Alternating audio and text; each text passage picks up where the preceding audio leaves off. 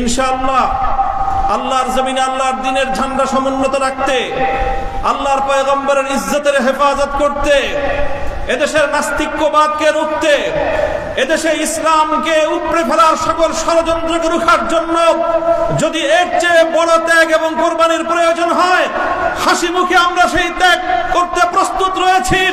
জীবন দিতে হলে জীবন দিতে প্রস্তুত রয়েছি।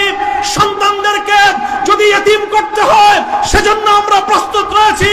স্ত্রীদেরকে যদি বিধবা করতে হয় সেজন্য আমরা প্রস্তুত রয়েছি।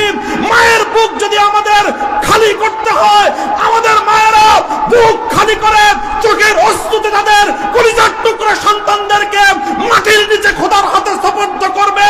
কিন্তু ইসলামের জন্য, ইসলামের বিপক্ষ কোন শত্রুর সাথে এক মুহূর্তের জন্য আপোষ করতে প্রস্তুত না।